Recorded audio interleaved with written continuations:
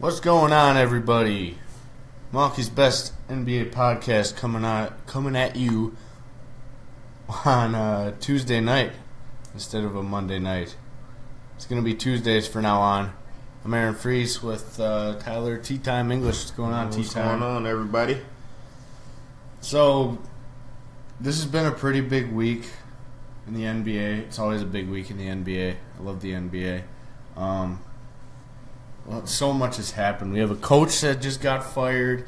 The Cavs look like they're on the next big winning streak. It's really funny because Kyrie and Boston go on that 16-gamer. It's almost like LeBron says, "Okay, Kyrie, I see you.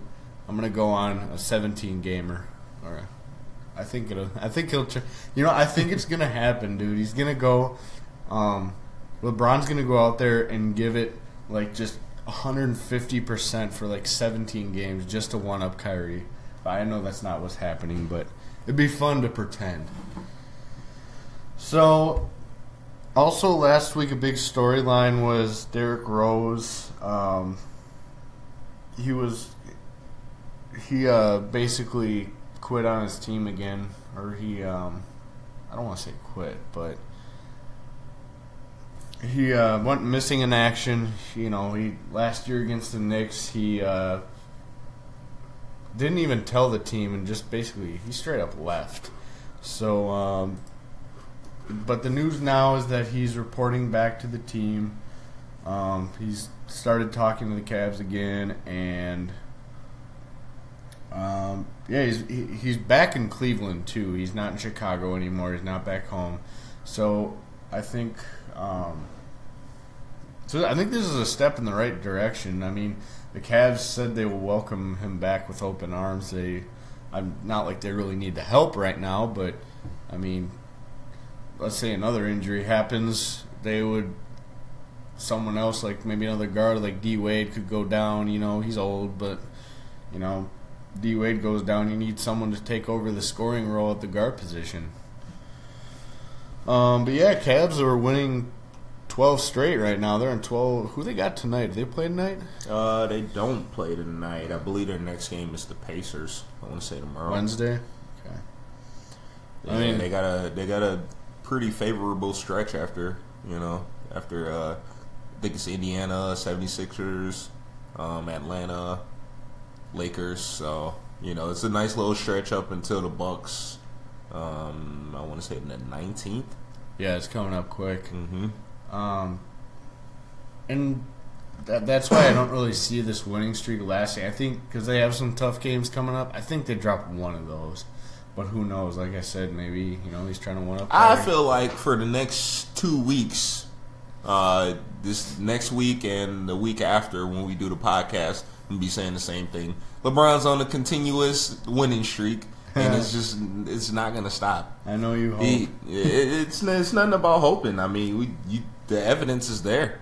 They're chasing down the best team in the league right now. You can't not call them a top 3 team in the league right now. Definitely. And 3-4 weeks ago we hearing about how bad they are and how they should they're in the bottom half of the league.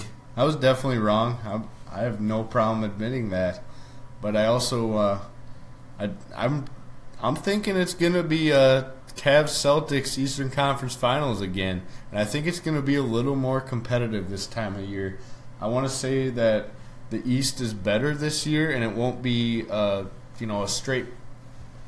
Basically, because last year they went 16-1, right? On their journey to the finals, or did they? No, they won. They only dropped one to Boston, I thought. Ooh, because I know I can't remember I thought Golden State went undefeated until the finals, and then the Cavs only lost one leading up to the finals. And then no, the Cavs lost a lot more games. They were losing games before the playoffs started.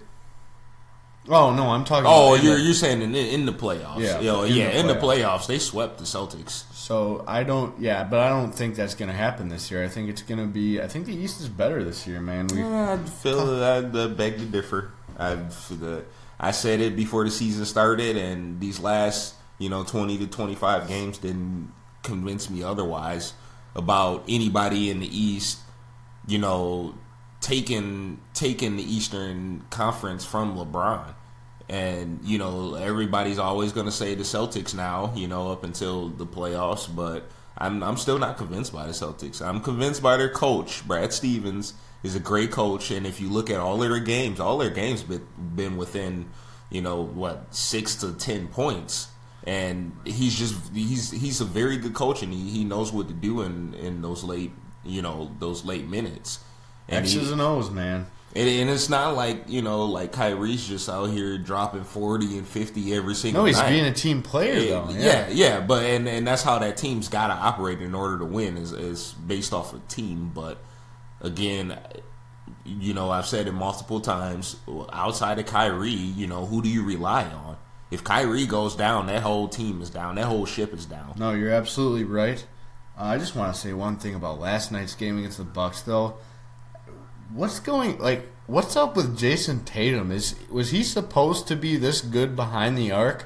I mean, the Bucks were biting literally every single fake he gave them, and he ended up being wide open. But I swear I saw him hit like 5 straight threes in the first half. It was crazy. But I think I think Tatum's just a solid guy. He's NBA ready. He's gonna help them down the stretch. But yeah, he's definitely NBA ready. But I'm more worried about the flaws are always showed in the playoffs, and especially when you go against the same team for at least 4 games. Like these guys, these rookies are gonna, they'll have one of their big performances, but I guarantee you, 3 out of those 4 games they're gonna be struggling, and they're gonna have to try to figure out the playoff pace and the playoff flow. Yeah, and I'm. When it comes to that team, I'm worried about the consistency of, I just forgot now, Jaylen Brown and Marcus Smart. Because those two, Marcus Smart's going to bring you, just in-your-face, smothering defense every night. But, last night he was hitting a jump shot, but he's a notoriously poor jump shooter. He's streaky. Jaylen Brown seems kind of streaky too. I've seen him go on an absolute tear and just come crashing back down to earth. So, but they're still have the best record in the NBA, and I think this will help them. Say they have another injury or come down a rough stretch. I think this puts them starting out the season 21-4. Yeah, exactly. That definitely helps you at the end of the day, and it helps you don't have to play the best teams, till later on in the playoffs. So if they are able to hold down, 1, 2, or 3 seed the entire year, then, they're in good shape regardless. Because, then that pretty much pushes them to the, the East or the Eastern Conference Finals, maybe, if, just depending on that schedule and, depending on how they're playing at the time. Yeah, and the thing they need to watch out for is to not, release the gas pedal at all. You got to keep going. Sure, you can rest players here and there to save some energy, but don't, the Celtics, just because you're up, you've won 21 out of your first 25 games so far, that doesn't mean you can just say, oh, we got this. You got to keep to it, especially when you're in the same conference as LeBron. And I'm going to finish this topic here in a little bit, but just one last thing about LeBron. It seems like during this winning streak, it's been all LeBron. He got some nice help from Kevin Love and he got some Wade. Huge help from they Kevin both had Love. 24 points. Yeah, well, and that's not even just the last game, but the last 4 or 5 games, Kevin Love's been killing. One night he had 40, one night he had 30. He's just been all over the place, rebounds, and obviously with Kyrie being gone now, they can run more offense through him, and I think that was one of the biggest problems with Kevin Love and why a lot of people didn't like him being in Cleveland is because he wasn't getting enough touches, but now he is, and he's looking fine. He's also injured too, plenty. But, right. But and you're right, Dwayne Wade has been tearing it up. he, coming off the bench, just dropping anywhere between 15 and 25 points. Like who doesn't need that off of the bench? And going back to Derrick Rose, I don't think the Cavs need Derrick Rose because he doesn't play well off the ball, man.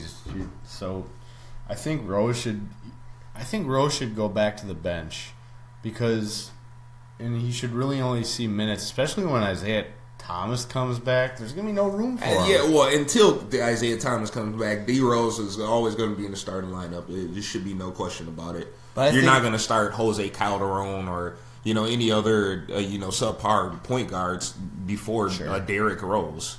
Right. No matter how many injuries and no matter what, his name still holds weight, and they teams have to pay attention to him regardless, because he can go off for points. Right.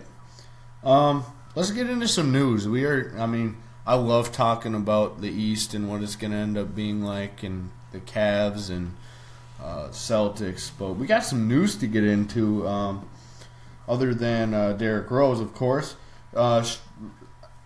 Real quick, Sean Livingston, a ref, suspended for an altercation. Courtney Kirkland, the ref, is suspended for a whole week, and Livingston gets a game after they got in each other's face. And I think the reason they were so harsh on Kirkland was because he made a move towards Livingston, which you usually don't see from the refs. They just kind of, take it and, either you're ejected, technical, flagrant, whatever, and make sure the game goes on smoothly. But Sean Livingston must have been saying some things that made Kirkland kind of lose it. Yeah, I think the refs are getting tired of Golden State over there.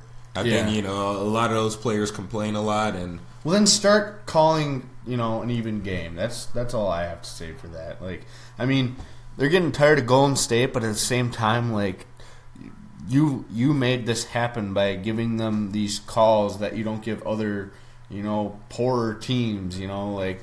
I feel this little altercation will say, hey, maybe we should start calling a better game, and the players, just chill out.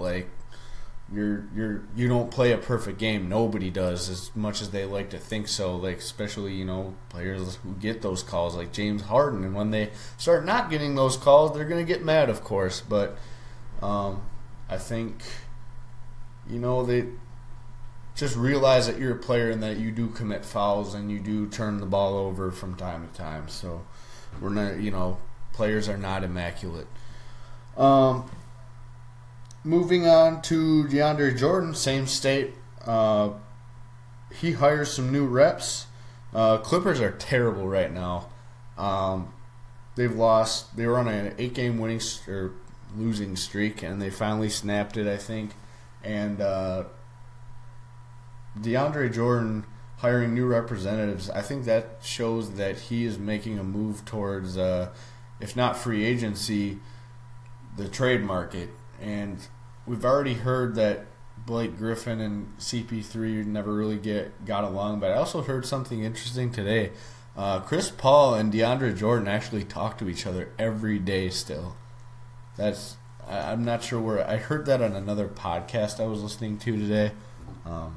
Well, he made DeAndre Jordan who he is right now. If it wasn't for Chris Paul, DeAndre Jordan wouldn't be anywhere close to the skill level that he's at right now. So do you think then that he's also trying to recruit DeAndre over to Houston? That's a lot of money over there. I don't know. I don't even know if that'll work out.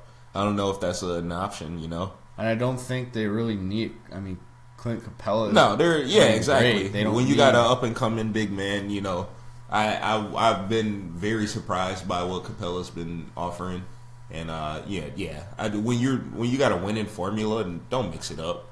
They've won the last 7 games since Chris Paul's been. They're undefeated with Chris Paul and James Harden on the floor. Yeah, so Rockets are. I'm not sure how sustainable their style of offense is, but when they're hot because they shoot up I think it's the most threes in the NBA. Well, I'll tell you right now. Right now, they're the number one team in the West, and Yeah. it's no debating that. And they might hold that down until the end of the season. Just bearing Chris Paul stays healthy. That's their main concern right now is keeping him healthy. But other than that, man, that team is on fire. James Harden is he's a whole nother animal, but with a facilitator where he could play off the ball a little bit is going back to his OKC days. Right. Back to the Clippers though. DeAndre Jordan's not going to get a good look at what this team could be, and it's not going to be anything like it was with Chris Paul. But they have had 4 of their main pieces, 4 starters. Teodosic, Blake Griffin just got injured thanks to Austin Rivers. What a scrub. Patrick Beverly and Gallinari are all I think they're all injured right now. That's a problem. When you're without your 4 best players other than DeAndre Jordan, you're not going to win games, and they haven't been winning games. And DeAndre Jordan's not a good player without other good players surrounding him. Right. I think he just goes back to at a mediocre level. Yeah, and that's why, as this is the Bucks fan in me talking, I don't really see the point of him coming to the Bucks. Oh, that would be amazing if he came to the Bucks. One, it would bring defense, which we need bad, interior defense. And, 2, it's another option on offense. The pick and roll with DeAndre Jordan is automatic every time. Right. And that's going to clog up the paint, which is going to get everybody else open. Chris Middleton and, all the other shooters are going to be wide open. And and imagine him and Eric Bledsoe working together. What would you have he's a pick and roll, he's a pick and roll specialist, so yeah. The chemistry would be great, but what would you have to give up to get him? Like I said, I wouldn't give up anything, you can't give up too major of a piece, but I wouldn't mind giving up a draft pick or so for him. Why not? If we're going to try to make this push, which it seems like the Bucks, they've been more into trade talks than any other team, and this I haven't seen this from the Bucks in a long time. Where we're pushing, and it seems like they want to get to the finals this year. And it's like, why not? They can do it. They just they do need a couple more pieces. I feel like to give effort every night. None of this giving up 120 points and saying, oh well, but effort was off. But NBA is a little bit more than effort. It's come down to game planning and making sure all the the wheels are turning. But, it's been known that the Bucks they've come out and said several times, well, we didn't give enough effort tonight. Well, that's just the general statement. Well, I don't hear. Public, do other teams say that? But that's just their general statement. They probably get told, hey, once the media comes to you, say this. They're not gonna go into too much game planning. Right. The Bucks they've been keeping up, and it's one of the better years that we've seen of the Bucks. Yeah, it's time to stop owning the future, own the present. Own the future is. I think it's going to be an outdated slogan in about a year or two here. So yeah, I don't think it'll be that long. We still got to stay patient and let things develop. But right. I feel a piece like DeAndre Jordan would really help. Well, after that little segment of Milwaukee's Best Bucks podcast, here's another big man that could be on the move, could even come to the Bucks. How about Marc Gasol in Memphis Grizzlies, who just fired their head coach, by the way. David Fizdale is gone. The Grizzlies organization is kind of looking – the state of the organization is looking very bleak right now. They are working on a deal to sell the team.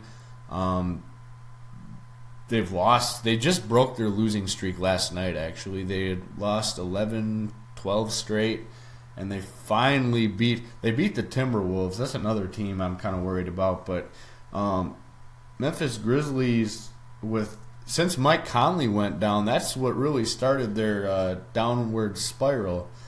And now Fizdale and Gasol were not seeing eye to eye, so now they basically said, well, who are we going to get rid of? The guy that we've built our franchise around, or the coach that we've had for like the last 2 or 3 years, or 4 or whatever. Mm-hmm. So they said goodbye to David Fizdale, who a lot of people liked as a coach, but the problem is Marc Gasol's roots have already been planted too deep in that organization. So, but I see him getting traded, man. If not by the trade deadline in the next couple months here, man. I mean, who needs a big man right now? There are plenty out there, like DeAndre Jordan and Marc Gasol. What if he went over to the Spurs to play with his brother? Well, that's the thing. Memphis could use a lot more pieces than just one.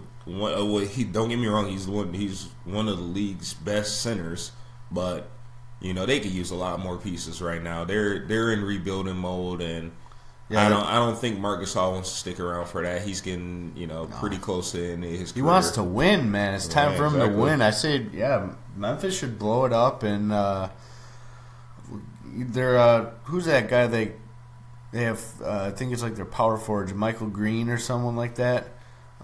They should give. I've liked what I've seen from him a lot, and I think they should give him, see what you got in him before, trade Marc Gasol, give him more minutes, and I say call this season a loss because you did start out great. Obviously, everyone bought too much into the hype, and it's not looking good right now. I think I might have predicted the Grizzlies to make a playoff appearance this year, but right now I'm confident that they won't. I say we talk about some busts now, man. That's all for the news. Let's talk about some players that were extremely hyped out of college and just did not, for whatever reason, pan out. Like, maybe they had solid careers, like they were role players, but they were supposed to be stars, drafted as high as they were, and they just never panned out. Where do you want to start with this? And we could start anywhere. There's so many. Yeah, don't matter to me. Just disclaimer, we're keeping this within the last 10 to 15 years. We're not going to go back to the 90s or anything like that, because that is outside of my expertise. So, I guess Ben Gordon, who's been in the news recently, he actually put up some solid numbers with the Bulls, but recently he was arrested for assault and robbery like a week after getting caught driving with a forged license. So, I mean, I think he was playing in the D League too, so probably frustrated. Career didn't go the way he wanted it to. He, he played 5 seasons with Chicago, 3 with Detroit, 2 with Charlotte, and then finished up in Orlando. And he was a lot of these players we're going to talk about came out of UConn, actually. So just a interesting piece of information, a little trend, For some reason, UConn Huskies don't produce the NBA superstars like we always think that. I wouldn't go that far, but they some of them just get overhyped. We'll say that. So based on the last 10 years, would you rather draft a star from Kentucky or a star from UConn? I mean, it just depends on who it is. You can't just say we're not just saying general schools. It definitely depends on the player. Yeah. You draft a Kemba Walker or even Shabazz Napier that played with him, or a Ray Allen. Right. So they got some guys. It's just some other guys just don't pan out. The point I'm trying to make, though, so we've seen out of Kentucky, we've had John Wall, Anthony Davis, Eric Bledsoe. Yeah, but I mean, DeMarcus Cousins. They tend to track the most popular. So it's recruiting. They just tend to track those most popular players. All of those players have options to go to whatever school they want to, and most of them choose Kentucky. I mean, why not? John Calipari is one of the best coaches ever. So why wouldn't you want to go play for them? Especially when you're going to team up with the rest of the country, the rest of the country's best high school players, as it is. I mean, they probably got the Mr. Basketball, 6 Mr. Basketballs on their team. Right. Another former Husky, Emeka Okafor, who actually had a great start to his career. He won Rookie of the Year, I believe, back in 2005. He was drafted 2nd overall by Charlotte in 2004. He did win the Rookie of the Year. Okay. 12 points a game, 10 rebounds a game, and almost 2 blocks a game. So he was tearing it up. Those are his career numbers, actually. So, yeah, it was a short career. Yeah, I believe he had injury problems too. Yeah, he did. And actually, this season, his name came up because he played for the 76ers in Summer League. They signed him, and then they waived him right away. So it was... and not surprised. Here's another name from that time, like when you think about big college stars, and Adam Morrison. You remember him? I think everyone does. Morrison. He's overcoming like diabetes and playing at such a high level for Gonzaga and taking that team to so many deep runs in the NCAA tournament, but then it just doesn't. I'll throw another name out there from, I believe it's that same year as Emeka Okafor, Deshaun May. Sean May played for North Carolina. Yeah. They won a national championship that year, and after that, I don't know what happened. He went to Charlotte as well. Because they had, I believe that was back-to-back years, so I believe it was Emeka Okafor and then Sean May, if I'm not mistaken. Well, it was Ben Gordon, Emeka Okafor. Wait. Yeah, Ben Gordon. No, it was Emeka Okafor, Ben Gordon. No, because Chicago got him. Who am I thinking of here? It was someone else that... Did Adam Morrison go to Charlotte? What team did he go to? You know what? For some reason, I did not write that down. I think he went to Charlotte as well. We got to look this up. This is crazy. I haven't thought about those players in so long. Adam Morrison. Yeah, Charlotte. He got drafted to Charlotte. There you go. And that was a 06. So Emeka Okafor was 05. 04. Adam 04. Okay, so then check out 2005. Was 2005 Sean May? What year did Sean May come in? Or just type in Sean May. I'll just do the NBA draft. So in case we... I think it was 05. Sean May. There you go. There Charlotte. It is. Charlotte. Sean May. Man. Isn't that crazy? Yeah. And look who else Sean May had. I mean, look who else Charlotte had. Raymond Felton, University of North Carolina as well. No way. So all of these guys are just going to Charlotte and not panning out. No kidding. And then, who knows? Maybe it wasn't the guy's fault. Maybe it wasn't these players. Maybe it's just Charlotte. Well, it's probably the GM. I mean, Charlotte hasn't been relevant really since ever. I mean, they've never won a championship. They've never really made a deep run in the playoffs. I mean, they haven't been relevant since Muggsy Bogues. I mean, Kemba Walker, to be fair, though, is someone you can build around. He's amazing. And I think they just need a couple more pieces. And Dwight Howard's actually playing. I was just saying, Dwight Howard's playing a lot better over there. I haven't seen him play this well in a little while now. Since his Magic days. Wow, Charlotte, way to blow all these draft picks. I mean, Right. Either that or you're not developing players right at all. Jeez.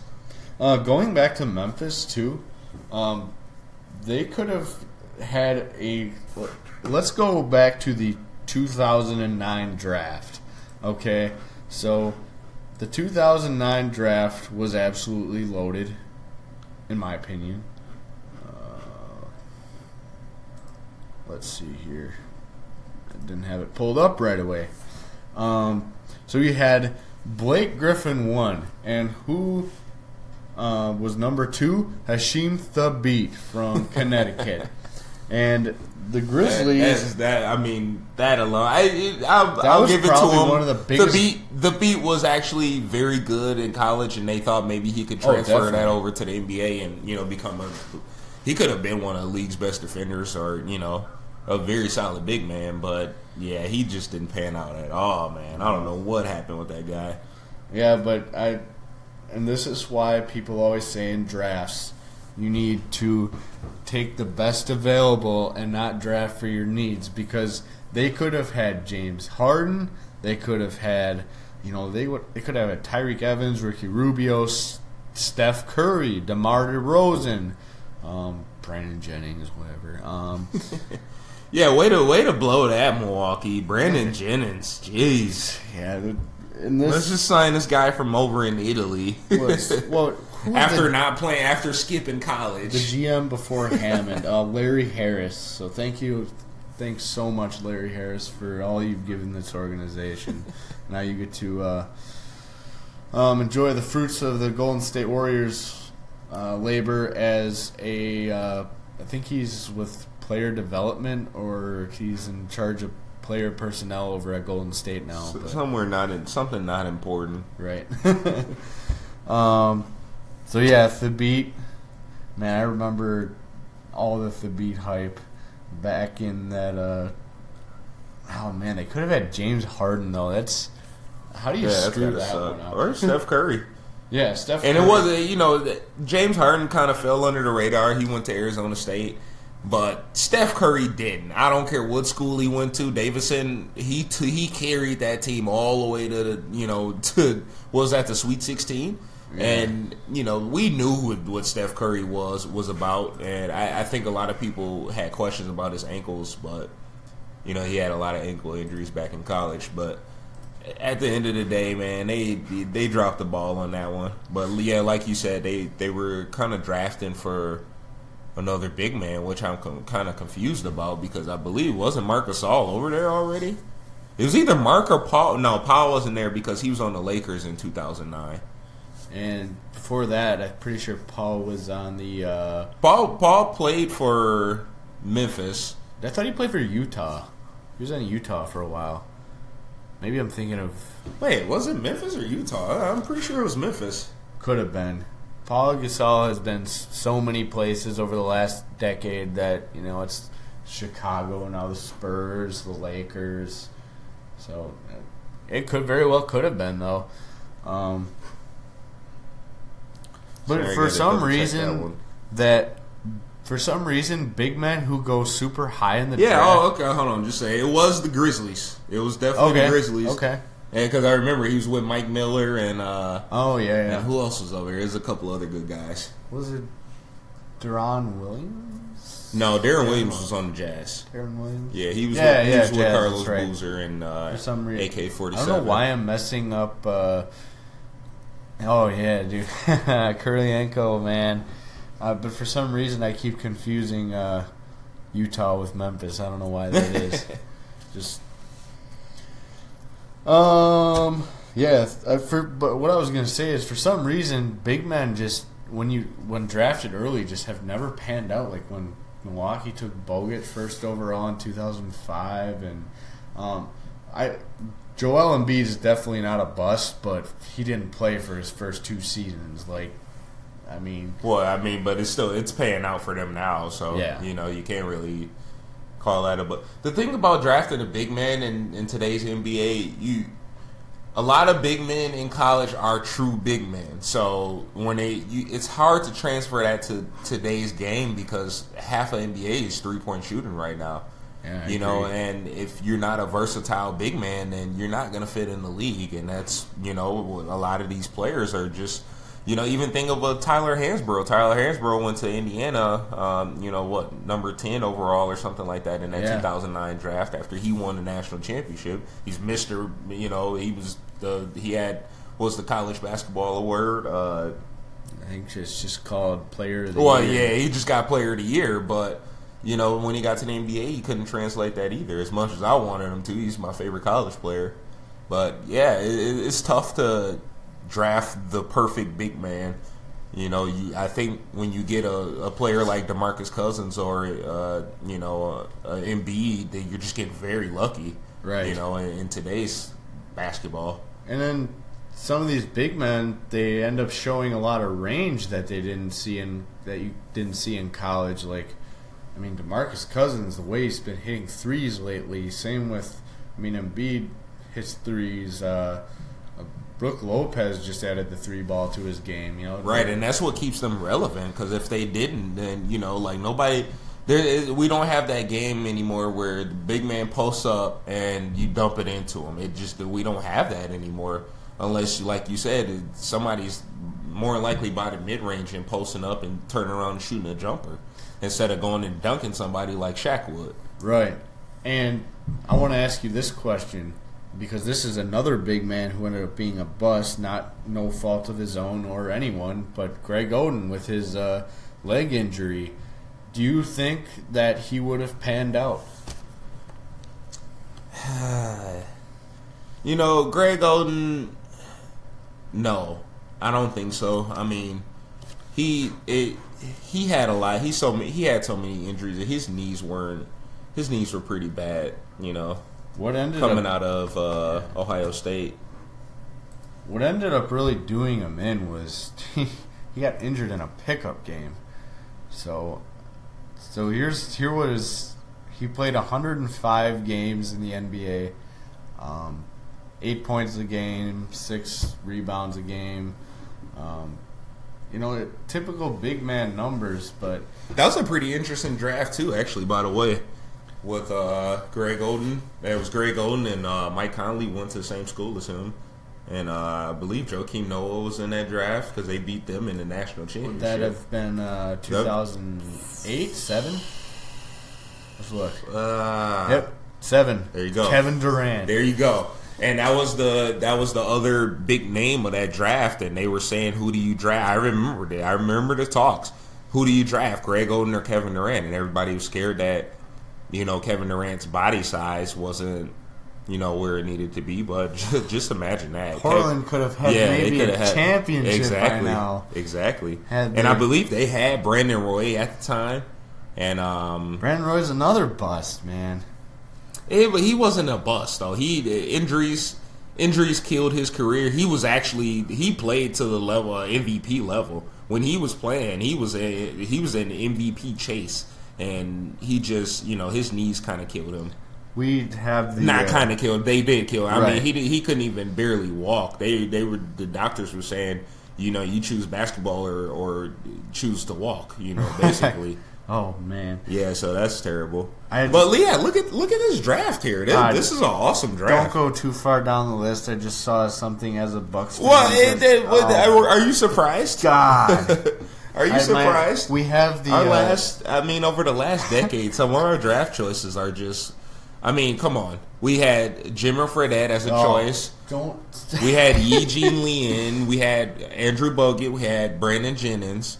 We just had some terrible draft choices. I think we really got lucky with Giannis that he has finally someone pans out, and we have the 2007 draft list up, by the way, and I just let's read off a little bit off of this list because there's some great players off of here. Goodness, is a loaded draft.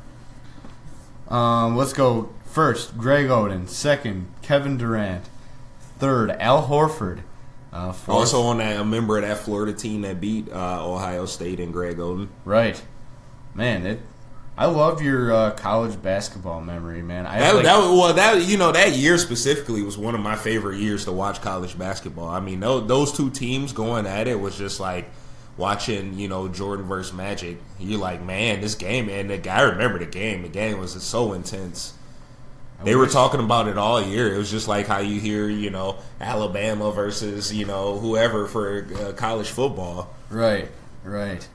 So fifth is you don't skip 4. Mike Conley Jr. I said Mike Conley. I thought you skipped him. Sorry. No, definitely Mike Conley Jr. also played with Greg Oden, and we know where he is right now. The highest paid, right? Highest paid point guard. Yeah, and it sucks that he can't stay away from the injury bug. Pardon the cliche, but he's a great player, man. He's the reason that, look, without him, the Grizzlies lost 11 straight. Let's see who else. We have We're just gonna skip the Bucks pick. Yi Jing Lian from China. Oh man, Bucks just do not like American players. He came and visited North my high America school. What a some scrub! Oh my goodness. So we had Jeff Green going 5th. That's a good pick. Yeah, that was solid. He was very good until he had that. He had a heart condition like after his during his first or second year that kind of held him back. But and he helped Boston win a championship, right? He was on that team. Yep. Corey Brewer, who's a solid role player, if nothing else. Very solid. I appreciate Corey Brewer as a player. He's that hustle player. I don't hear too much about Brandon Wright these days. Joakim Noah. He was very big for the Chicago Bulls on their run. Thaddeus Young, who's getting a lot of playing time at in Indiana right now. There's your boy Swaggy P. Oh, jeez. Got drafted to the Wizards. Really? That long ago? Yeah. Wow. 2007. He's been there a while. Bellinelli. Let's see. Jared Dudley? Jared Dudley, Boston College. He was amazing there. I remember watching his games. Would you call Aaron Brooks a bust? Aaron Brooks, no. He was very good. It took me a second to think about the question. Aaron Brooks was he was clutch. He would hit so many big shots. It was crazy. Thiago Splitter is still with the Spurs, right? No. Thiago is on. Actually, I don't know if he plays in the NBA No, anymore. I just heard his name. I swear I heard someone was talking Spurs, and I heard his name come up. Maybe, I don't know, maybe I'm just dreaming. But yeah, look at that. Rudy Fernandez, you got Wilson Chandler, can't sleep on him. Aaron Aflalo, that's a pretty big one. Orlando Tucker, my boy, I wish he would have panned out in the NBA. He's my favorite college basketball player from Wisconsin. Easily one of my favorite Badgers. I think he is my favorite Badger. And then number 2 is probably Devin Harris. And there you go, big Milwaukee's own, Big Carl Landry. Yep. He went, this was second round, 31. That's still first round. The first in the wow. And you got Big Baby Davis down there. Glenn Davis went to. He got. Another Chinese player. But yeah, I mean that draft was pretty. Oh, good. Look at Marcus Gasol at 48. Wow, all the way in the second round. I didn't know he went that late. Yeah, either did I. I'm learning all kinds of things right now, man. This is great. Ramon Sessions. Yeah, I remember. Player. Yeah, he coming to the Bucks. DJ Strawberry. It's a good draft. That was. I mean, on the side note, that was one of my favorite college basketball years that year. Like I said, I watched Boston College. I never watched a Boston College basketball game, but Boston College was great at the time with Jared Dudley and Florida and Ohio State. Wisconsin had a really good team. Was that the year that UWM beat Boston College in the Sweet Spot? That might have been that year, actually, because that was the same year that Wisconsin was hot. And I believe all 3 teams in the state. Yeah, exactly. Hot. Marquette was there too, and that was when Dominique James and who else was on that team? Was that Matthews? Matthews was on that team. What about Butler? Jimmy Butler. Jimmy Butler was after. Yeah. Jimmy Butler was with. He played with Jay Crowder, I believe. Right. That sounds right. Trying to find the Jimmy Butler draft. I'm just better off looking him up. There you go. What year did Jimmy come in? He's been there a while now. We can call him a veteran in the league. When I saw I thought I saw the year he was drafted, and I was like, wow, he's actually younger than I thought. But Jimmy G Buckets. Where's it? Oh, here we go. Bio. He was drafted 2011. Let's look at that draft. While we're on the draft, I like the draft. I have that up right now. 2011. Wow, Kyrie Irving, number 1. Now we're not surprised about that. Not at all. And what did he play? 2 games at Duke that year? Right. and just walked his way to number 1 overall pick. Oh man, that draft's not bad at all either. I mean, big men. That was the year to get a big man. Honestly, Enes Kanter, Tristan Thompson, Jonas Valanciunas. Wow, those 3 alone. Biyombo, Brandon Knight, Kemba Walker. And then your boy, Jimmer Fredette. Oh, man. That's... Well, okay, so while we're saying that, we have to go to people who got picked after Jimmer Fredette. So, you guys don't think we're just jumping on Jimmer. But let's look at the people that went after Jimmer Fredette. Who the Milwaukee Bucks could have had. Oh, my. Klay Thompson was the next pick. We'll just leave. Look at that. Klay Thompson, then you got Kawhi Leonard. Yes, look at Kawhi Leonard. You got Vucevic. Iman Shumpert. Tobias Harris, who the Bucks actually did end up getting. Marcus and Markieff Morris. I take them over. One thing about Kawhi Leonard, though, you have to give to where he is now. You have to give the Spurs organization. Oh yeah, he gets a lot. Their of player development. It was who would reach for a player coming out of San Diego without State, a jump shot? Exactly. He didn't have a jump shot coming into the league, and. So I don't think he would have really panned out if he. That's true. We can say that. That's fair enough. So maybe we're just. But no. Let's keep going. Keep going. I just want to say my initial reaction was just based on the player he became, not So you have Kenneth Faried. Mirotic, even Yeah, Mirotic is solid. Portis wouldn't have gone and broke his Reggie face, Reggie Jackson. Norris Cole is in there. Marshawn Brooks. Corey Joseph, I'd take and there's him. Jimmy Butler at number 30. Wow. Bogdanovich, he's a 3-point sniper. Big names. Chandler Parsons. At the time, I would take him over Jimmer too. Do you remember? To be honest. Do you remember John Lure? I do remember John Lure on the Badgers. Yeah, I remember he was on the Bucks. Yeah, he played for the Bucks. He got drafted. They drafted him. Yeah. Okay. That was a second-round pick there. Real good draft, Bucks. I love it. DeAndre Liggins, who's now a Buck. There you go. Defensive specialist. Here's a Laker. We passed up on Klay Thompson. Man. Oh, look at this one. 6'7" Klay Thompson. Look at this again. one. Oh, yeah, there you go. Isaiah Thomas, who was taken last in the 2011 draft, number 60. But he was, he wasn't supposed to pan out to where he is now either. Exactly. He's very undersized. So he had a lot of heart, though. A lot of heart. You wanted to skip these busts, and for the last 5 minutes of this podcast, we can just go through some drafts. All right, well, where the Bucks messed up? Yeah. Let's do that. What's the 2012? Let's see. Let's go next year. Here, Anthony. Oh, wow. Good start. Anthony Davis. Okay. Anthony Davis. Michael Kidd Gilchrist. Bust. I wouldn't say that. He's a solid player. I'd take him on the Bucks. He's injured, though. That's true. Look at this. Bradley Beal. Tion Waiters. Damian Lillard. Dame Dollar. And oh, man, I love his music, by the way, man.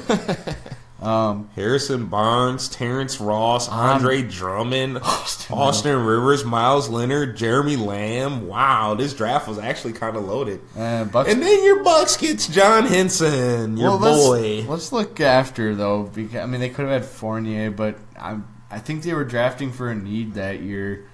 But don't get me wrong, I was actually a John Henson fan in North Carolina. I thought he was going to translate that to the NBA too, but he never did. I think one of the biggest John Henson fans resides in my family, my brother. Yeah. He's a big John Henson fan. In fact, I got him a Henson jersey, like one of those T-shirts with the number on the back. Nice. I got him a Henson one, but... Tyler Zeller actually won a few picks after him. They were teammates, the Twin Towers in North Carolina. That's right. Tyler Zeller was amazing, too. I would have drafted him before John Henson, to be honest. Jared Sullinger. Evan Fournier. Oh, Fab Melo. What happened to Fab Melo? He fell off. Oh, man. Tony Roden, Miles Plumlee. Festus Ezeli. There you go. What's he doing now? He won a ring with. He plays for. Oh, I just saw him too. Oh, I forgot what team he's on. Oh, Well, it's weird because he showed up to the Warriors ring ceremony. Yeah, so who did they play the first night? Golden State. He's with. Nobody. I think he's out of the league now, man. Wow, he just retired, huh? Yeah, I guess after 3 years. Win a ring and get out of there. There you go. I mean, I guess after, he probably didn't want to play for any other team. Right. Yeah, I guess once you get because he did get drafted by the Warriors. Yeah. Once you're spoiled by the Warriors like that, I guess, that's why I'm wondering, like, what happens to the current Warriors team now? Like, where do they all go after, if they ever do, disband? Does Steph Curry go to the Lakers? Do they go to someone go to the Heat? Who knows? But yeah, let's keep going down this list. Jay Crowder, Draymond Green. I'm so surprised that Draymond went so far back. And I mean, I used to watch Draymond in Michigan State. I remember calling him. I said it during a couple of his games. I said, man, he plays like LeBron. Like not trying to, compare him at the time. But the way his game was, he was Mr. Triple Double, kind of like how he is now. He plays defense and he was getting assists, rebounds. I'm just surprised that he went that far back. Middleton. Yeah. Chris Middleton. Will Barton from Denver, who's one of their go-to guys. And then we get Deron Lamb. Oh. I remember how much hype there was going into that pick. There wasn't hype, but I think diehard Bucks fans were all like, "Oh yay, we get another guy from Kentucky," Yeah, exactly. But that didn't really pan out. Kyle O'Quinn's playing some good minutes with the New York Knicks right now. Let's see, any DJ there you go. That's Johnson, who else played. Yeah, he played for Marquette. Yep. And that was with he was on the same team as Jay Crowder, I believe. Right. Speaking of Marquette, we're running out of time here, but speaking of Marquette, who that reminds me who I saw when I went to that Bucks-Lakers game a few weeks back? Vander Blue, the idiot who left Marquette to enter the draft thinking that he was going to make it. And he just, oh, man. That was a dumb move. Why not stay 4 years when you still need to develop? Yeah, you get charged with date rape, then you go and leave Marquette early. Oh, goodness. That guy. He was a part of a great Marquette team, though. Yeah, that team it could have been better, but he left the team, and then, they just went down the drain. All right. I haven't really heard anything from Marquette since, actually. Yeah. Wojo's there, and they're building a nice team again. They're trying. I think they're definitely better off than the Badgers right now, but yeah, the Badgers need some help. Can't get out of their own way, man. We won't even bring up that blowout in Ohio State there. Jeez, we just did. Anyway, that's all the time we have for this week. It was hope everyone had fun reliving the some of the better drafts in the NBA like we just did. But we'll talk to you next week. Have a good one. See you.